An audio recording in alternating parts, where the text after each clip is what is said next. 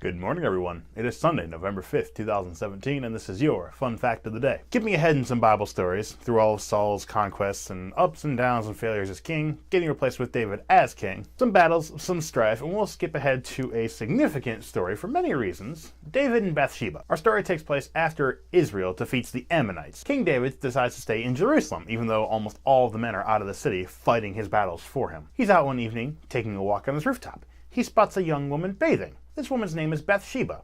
Her husband's name is Uriah, who he is also serving in the army and out fighting the war that King David should be out with them. King David was greatly attracted to Bathsheba, such that he called for her to be brought to him in his palace, and and Bathsheba becomes pregnant. Now this wouldn't be such a big deal. David's king, he can take care of this, he can sweep this under the rug. He calls for Uriah to be brought back from the front.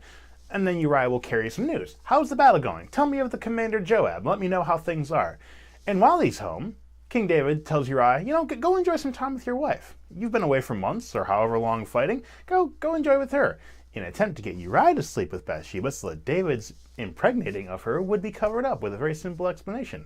Uriah, however, is a man of honor and decides, no, while my brothers and my fellow Israelites are out fighting the war, I'm not going to indulge in home things because they're not getting them out there in the field. So he doesn't go home. David even tries to get Uriah drunk another night and then sends him home. Uriah, even though intoxicated, remains honorable and does not go to his wife. Upset that Uriah would not do as he needed him to do, David sends Uriah back to the field with a note, sealed for only the commander to read.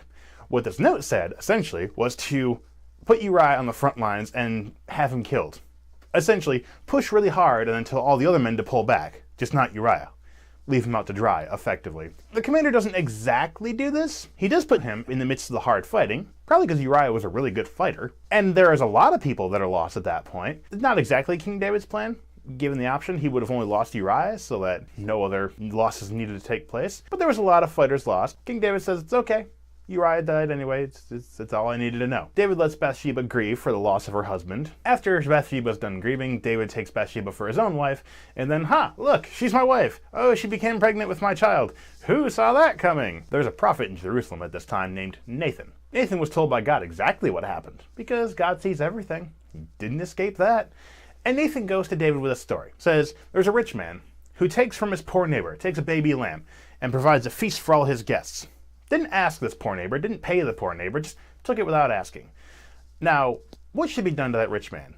And David, being king and having a very, very thorough sense of righteousness, that man should suffer. The rich man should pay back you at least 4 times. At this point, Nathan says, aha! David, you are the rich man who has stolen from your poor neighbor. It actually does dawn on David exactly what he has done. David breaks down, he confesses, he goes to the temple, he offers sacrifices, he prays, he fasts, and God, being convinced that David is actually legitimately now sorry for being caught, relents and says David will not die, but his son, his illegitimate son that he had with Bathsheba, will die. David tried all the fasting and all the praying in the hopes of saving his son, but unsuccessfully because God had decreed no, this son would not be saved. However, David would lie with Bathsheba again, as husbands and wives tend to do, and this time she conceived and bore a son that they would name Solomon. Yes, that Solomon, the successor to David on the throne. And Nathan, that same prophet, would reveal later to David, by the way, God's temple will be built here. God still has favor on Israel as a nation, but you're not going to be the one to build the temple, David. Your son will be, because you've had your failures with the Lord. This honor will pass to your heir. And this story is brought to us from 2 Samuel chapters 11 and 12.